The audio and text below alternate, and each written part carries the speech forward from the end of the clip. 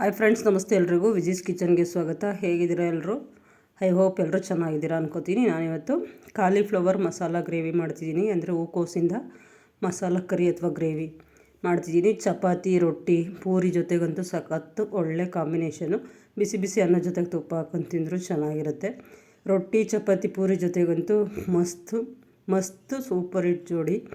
ತುಂಬ ಅಂದರೆ ತುಂಬಾ ಟೇಸ್ಟಿಯಾಗಿರುತ್ತೆ. ಇದು ಮಾಡೋದು ಹೇಗೆ ಅಂತ ನೋಡ್ಕೊಂಬೋಣ. ನಾನೊಂದು ಹೂಕೋಸು ಪೂರ್ತಿ ತೊಗೊಂಡಿದ್ದೀನಿ. ಅದು ಹೆಚ್ಚು ಕಮ್ಮಿ ಒಂದು ಅರ್ಧ ಮುಕ್ಕಾಲು kg ಮೇಲೆ ಇರಬೇಕು. ಅದನ್ನು ನೀಟಾಗಿ ಬಿಡಿಸ್ಕೊಂಡಿದ್ದೀನಿ ನೋಡಿ. ಈ ಥರ ಬಿಡಿಸ್ಕೊಂಡು ಸ್ಟವ್ ಮೇಲೆ ಒಂದು ಪಾತ್ರೆಯಲ್ಲಿ ನೀರು ಕುದಿಯೋಕೆ ಇಟ್ಕೊಂಡಿದ್ದೀನಿ. ಅದರಲ್ಲಿ ಹುಳ ಇರುತ್ತೆ, ಸ್ವಲ್ಪ ಕ್ಲೀನ್ ಮಾಡ್ಕೋಬೇಕು. ಚಿಕ್ಕ ಚಿಕ್ಕ ಹುಳ ಕಾಣಲ್ಲ, ಅಷ್ಟು ಗ್ರೀನ್ ಕಲರ್ ಇರುತ್ತೆ. ಆ ನೀರು ಕುದಿಯೋಕ್ಕೆ ಶುರು ಮಾಡೋಕ್ಕೆ ಮುಂಚೆ ಒಂದು ಚಿಟಿಕೆ ಅರಿಶಿನ ಮತ್ತು ಸ್ವಲ್ಪ ಉಪ್ಪು ಸೇರಿಸ್ಕೊತಿದ್ದೀನಿ ಇದಕ್ಕೆ. ಈಗ ನೋಡಿ, ಈಗ ನೀರು ಕುದ್ದಿದೆ. ಈಗ ಇದಕ್ಕೆ ಬಿಡಿಸ್ಕೊಂಡಿರೋ ಕಾಲಿಫ್ಲವರ್ ಏನಿದೆ ಅದನ್ನು ಇದಕ್ಕೆ ಸೇರಿಸಿ ಚೆನ್ನಾಗಿ ಮಿಕ್ಸ್ ಮಾಡ್ಕೊತಿದ್ದೀನಿ. ಒಂದು 5 ನಿಮಿಷ ಕುದ್ರೆ ಸಾಕು. ಒಂದು 5 ನಿಮಿಷ ಕುದ್ರೆ ಇದು ಸ್ವಲ್ಪ ಕಾಲಿಫ್ಲವರು ಸ್ವಲ್ಪ ಬಾಯ್ಲ್ಡ್ ಆದಂಗೂ ಇರುತ್ತೆ. ಮತ್ತು ಇದರಲ್ಲಿ ಏನಾದರೂ ಹುಳ ಇದ್ದರೆ ಈ ನೀರಲ್ಲಿ ಹೊರಟೋಗುತ್ತೆ. ನಾನು ಇದನ್ನು ಆಫ್ ಮಾಡಿ ಇವಾಗ ಒಂದು 2 ನಿಮಿಷ ಕುದಿಸಿದ್ದೀನಿ. ಆಫ್ ಮಾಡಿ ಒಂದು ಪ್ಲೇಟ್ ಮುಚ್ಚಿಟ್ಟಿದ್ದೀನಿ. ಈಗ ಒಂದು ಮಿಕ್ಸಿ ಜಾರ್ಗೆ ಒಂದು ಈರುಳ್ಳಿ, ಒಂದು 1/2 ಇಂಚಷ್ಟು ಶುಂಠಿ, ಒಂದು ಗಡ್ಡೆ ಬೆಳ್ಳುಳ್ಳಿ ಬಿಡಿಸಿ ಸೇರಿಸ್ಕೊತಿದ್ದೀನಿ. ಇದೆಲ್ಲ ರುಬ್ಬಕ್ಕೆ ಒಂದು ಮಸಾಲ ಸ್ವಲ್ಪ ರೆಡಿ ಮಾಡ್ಕೊಳ್ಳೋಣ. ಒಂದು ಗಡ್ಡೆ ಬೆಳ್ಳುಳ್ಳಿ ಸೇರಿಸ್ಕೊಂಡಿದ್ದೀನಿ. ಈಗ ಇದಕ್ಕೆ 1-2 ಟೊಮೊಟೊ, ಫಾರಮ್ ಟೊಮೊಟೊ ಆದರೆ 3 ಹಾಕ್ಕೊಳ್ಳಿ, ನಾಟಿ ಟೊಮೊಟೊ ಆದರೆ 2 ಸಾಕು, ಸೇರಿಸ್ಕೊಂಡಿದ್ದೀನಿ. ಈಗ ಕಾಲಿಫ್ಲವರ್ ಏನಿದೆ ಅದನ್ನು ಒಂದು 5 ನಿಮಿಷ ಕುದಿಸಿದ್ನಲ್ಲ, ಅದನ್ನ ಶೋಧಿಸ್ಕೊಂಡಿದ್ದೀನಿ. ಶೋಧಿಸ್ಕೊಂಡು ಮತ್ತೊಂದು ಬೌಲಿಗೆ ಸೇರಿಸ್ಕೊಂಡಿದ್ದೀನಿ. ಆ ಕಾಲಿಫ್ಲವರ್ಗೆ ನಾನು 2 ಟೇಬಲ್ ಸ್ಪೂನಷ್ಟು ಕಾರ್ನ್ಫ್ಲೋರ್ ಸೇರಿಸ್ಕೊತಾಯಿದ್ದೀನಿ. ಕಾರ್ನ್ಫ್ಲೋರ್ ಸೇರಿಸ್ಕೊಂಡು ಇದನ್ನ ಚೆನ್ನಾಗಿ ಬ್ಲೆಂಡ್ ಮಾಡ್ಕೋಬೇಕು.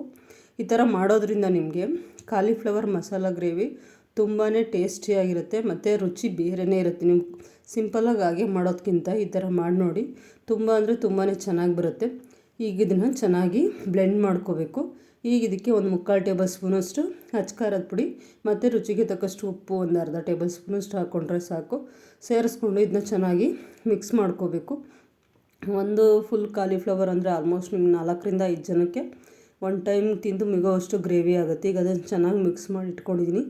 ಈಗ ಸ್ಟವ್ ಮೇಲೆ ಒಂದು ಪಾನ್ ಇಟ್ಕೊಂಡು ಅದಕ್ಕೆ ಒಂದು 3ರಿಂದ 4 ಟೇಬಲ್ ಸ್ಪೂನ್ ಎಣ್ಣೆ ಹಾಕಿ, ಎಣ್ಣೆ ಸ್ವಲ್ಪ ಬಿಸಿ ಆಗ್ತಿದ್ದಂಗೆ ನಾನು ಏನೆಲ್ಲ ಮಿಕ್ಸ್ ಮಾಡಿ ಇಟ್ಕೊಂಡಿದ್ದೆ ಒಂದು 5 ನಿಮಿಷ ಆದರೆ ಸಾಕೋದು. ಅದನ್ನು ಇದಕ್ಕೆ ಸೇರಿಸ್ಕೊಂಡು ಕಾಲಿಫ್ಲವರ್ನ ಸ್ವಲ್ಪ ಚೆನ್ನಾಗಿ ಫ್ರೈ ಮಾಡ್ಕೋಬೇಕು. ಎಣ್ಣೆಲಿ ಚೆನ್ನಾಗಿ ಫ್ರೈ ಆಗಬೇಕು. ಸ್ವಲ್ಪ ನೋಡಿ ಕಲರ್ ಚೇಂಜ್ ಆಗೋ ಥರ ನೀಟಾಗಿ ಫ್ರೈ ಮಾಡ್ಕೋಬೇಕು. ಮೀಡಿಯಮ್ ಫ್ಲೇಮಲ್ಲೇ ಇಟ್ಕೊಂಡು ಫ್ರೈ ಮಾಡ್ಕೊಳ್ಳಿ, ತಳ ಹೊತ್ತು ಬಿಡುತ್ತೆ ಕಾರ್ನ್ಫ್ಲವರ್ ಮಿಕ್ಸ್ ಮಾಡಿರೋದ್ರಿಂದ. ಚೆನ್ನಾಗಿ ಫ್ರೈ ಮಾಡಿಕೊಂಡ್ರೆ ನೋಡಿ, ಈಗ ಸ್ವಲ್ಪ ಬಣ್ಣ ಚೇಂಜ್ ಆಗಿದೆ. ಈ ಥರ ಫ್ರೈ ಆದರೆ ಸಾಕು. ಫ್ರೈ ಮಾಡಿ ಸೈಡ್ಗೆ ಎತ್ತಿಟ್ಕೊಂಡಿದ್ದೀನಿ. ಈಗ ಬಾದಾಮಿ ಮತ್ತು ಗೋಡಂಬಿ, ಒಂದು 5ರಿಂದ 6 ಬಾದಾಮಿ, 1-2 ಗೋಡಂಬಿ ನೀರಲ್ಲಿ ನೆನೆಸಿಟ್ಕೊಂಡಿದ್ದೆ ಒಂದು 10 ನಿಮಿಷ, ಕಾಲು ಗಂಟೆ ಮುಂಚೆ. ಅದನ್ನು ಸೇರಿಸಿದ್ದನ್ನ ರುಬ್ಕೊಂಡಿದ್ದೀನಿ. ರುಬ್ಬಿದಾಗಿದೆ. ಇವಾಗ ನುಣ್ಣಗೆ ರುಬ್ಕೋಬೇಕು. ಈಗ ಸ್ಟವ್ ಮೇಲೆ ಒಂದು ಬಾಣಲೆ ಇಟ್ಕೊಂಡು ಅದಕ್ಕೊಂದು 2ರಿಂದ 3 ಟೇಬಲ್ ಸ್ಪೂನಷ್ಟು ಎಣ್ಣೆ, 1 ಟೇಬಲ್ ಸ್ಪೂನಷ್ಟು ತುಪ್ಪ ಸೇರಿಸ್ಕೊಂಡಿದ್ದೀನಿ. ನೀವು ತುಪ್ಪ ಚೆನ್ನಾಗಿ ತಿನ್ನೋರಾದರೆ ಸ್ವಲ್ಪ ಜಾಸ್ತಿನೇ ಹಾಕ್ಕೋಬೋದು. ಸ್ವಲ್ಪ ಸೋಂಪು ಮತ್ತು ಒಂದು 5ರಿಂದ 6 ಮೆಣಸು, 1-2 ಪಲಾವ್ ಎಲೆ, 1-2 ಹಸಿರು ಮೆಣಸಿನ್ಕಾಯಿ ಸೀಳು ಹಾಕ್ಕೊಂಡಿದ್ದೀನಿ. ಒಂದು ಈರುಳ್ಳಿನ ಕಟ್ ಮಾಡಿ ಹಾಕ್ಕೊಂಡಿದ್ದನ್ನ ಚೆನ್ನಾಗಿ ಫ್ರೈ ಮಾಡ್ಕೊತಿದ್ದೀನಿ. ಈರುಳ್ಳಿ ಸ್ವಲ್ಪ ಕಲರ್ ಚೇಂಜ್ ಆಗಬೇಕು, ಆ ಲೆವೆಲ್ವರೆಗೂ ಇದನ್ನ ಚೆನ್ನಾಗಿ ಫ್ರೈ ಮಾಡ್ಕೋಬೇಕು. ಇವಾಗ ಇದಕ್ಕೆ 1 ಟೇಬಲ್ ಸ್ಪೂನಷ್ಟು ಧನಿಯಾ ಪುಡಿ, 1/4 ಟೇಬಲ್ ಸ್ಪೂನಷ್ಟು ಅಚ್ಕಾರದ ಪುಡಿ ಸೇರಿಸ್ಕೊಂಡಿದ್ದೀನಿ. ಮತ್ತು ಇದಕ್ಕೆ ಸ್ವಲ್ಪ ಒಂದು 1/4 ಟೀ ಸ್ಪೂನಷ್ಟು ಅರಿಶಿನ ಮತ್ತು ಒಂದು 1/4 ಟೇಬಲ್ ಸ್ಪೂನಷ್ಟು ಜೀರಿಗೆ ಪೌಡರು, ಇದಿಷ್ಟು ಸೇರಿಸ್ಕೊಂಡು ಈರುಳ್ಳಿ ಜೊತೆಗೆ ಇದನ್ನ ಚೆನ್ನಾಗಿ ಪೌಡರು ಹಸಿಗಟ್ಟು ಹೋಗೋವರೆಗೂ ಚೆನ್ನಾಗಿ ಫ್ರೈ ಮಾಡ್ಕೋಬೇಕು. ನೋಡಿ ಬಣ್ಣ ಚೇಂಜ್ ಆಗ್ತಾಯಿದೆ, ಕಲರ್ವಾಗಿ ಬಂದಿದೆ. ಈಗ ಏನು ರುಬ್ಬಿಟ್ಕೊಂಡಿದ್ವಲ್ಲ ನಾವು, ಈರುಳ್ಳಿ, ಶುಂಠಿ, ಟೊಮೊಟೊ ಮತ್ತು ಬೆಳ್ಳುಳ್ಳಿ, ಬಾದಾಮಿ ಮತ್ತು ಗೋಡಂಬಿ ಇದೆಲ್ಲ ಸೇರಿಸಿ ಏನು ಪೇಸ್ಟ್ ಮಾಡಿ ಇಟ್ಕೊಂಡಿದ್ವಲ್ಲ ಅದನ್ನು ಇದಕ್ಕೆ ಸೇರಿಸ್ಕೊತಿದ್ದೀನಿ. ಸೇರಿಸ್ಕೊಂಡು ಇದ್ರ ಜೊತೆಗೆ ಚೆನ್ನಾಗಿ ಬ್ಲೆಂಡ್ ಮಾಡ್ಕೊಂಡು ಒಂದು 2 ನಿಮಿಷ ಫ್ರೈ ಮಾಡ್ಕೋಬೇಕು, ಸ್ವಲ್ಪ ಎಣ್ಣೆ ಬಿಡೋವರೆಗೂ. ಈಗ ಇದಕ್ಕೆ ಅದೇ ಮಿಕ್ಸಿ ಜಾರಿಗೆ ಸ್ವಲ್ಪ ನೀರು ಸೇರಿಸ್ಕೊಂಡು ಇದಕ್ಕೆ ಹಾಕೊಂಬಿಟ್ಟು ಒಂದು 5 ನಿಮಿಷ ಇದನ್ನು ಕುದಿಸ್ಕೋಬೇಕು. ಮೇಲೆ ಸ್ವಲ್ಪ ಲೈಟಾಗಿ ಎಣ್ಣೆ ಬಿಡೋ ಥರ ಇದನ್ನು ಚೆನ್ನಾಗಿ ಕುದಿಸ್ಕೋಬೇಕು. ನೀವು ಇನ್ನೂ ಯಾರೆಲ್ಲ ನನ್ನ ಚಾನಲ್ ಸಬ್ಸ್ಕ್ರೈಬ್ ಮಾಡ್ಕೊಂಡಿಲ್ಲ ದಯವಿಟ್ಟು ಸಬ್ಸ್ಕ್ರೈಬ್ ಮಾಡ್ಕೊಂಡು ನೋಡಿ. ಈ ವಿಡಿಯೋಗೊಂದು ಲೈಕ್ ಕೊಡಿ, ನಿಮ್ಮ ಫ್ರೆಂಡ್ಸ್ಗೆಲ್ಲ ಶೇರ್ ಮಾಡಿ. ಹೊಸ ಈಸಿ ರೆಸಿಪೀಸ್ಗಾಗಿ ವಿಜೀಸ್ ಕಿಚನ್ನ ಸಬ್ಸ್ಕ್ರೈಬ್ ಮಾಡ್ಕೊಂಡು ಫಾಲೋ ಮಾಡೋದನ್ನು ಮರಿಬೇಡಿ. ನಿಮ್ಮ ಸಲಹೆ ಸೂಚನೆಗಳು, ಅನಿಸಿಕೆ, ಅಭಿಪ್ರಾಯಗಳು ಏನೇ ಇದ್ದರೂ ದಯವಿಟ್ಟು ಕಮೆಂಟ್ ಬಾಕ್ಸಲ್ಲಿ ಹಾಕಿ. ಈಗ ನೋಡಿ ಸ್ವಲ್ಪ ಲೈಟಾಗಿ ಎಣ್ಣೆ ಬಿಟ್ಟು ಬಂದಿದೆ.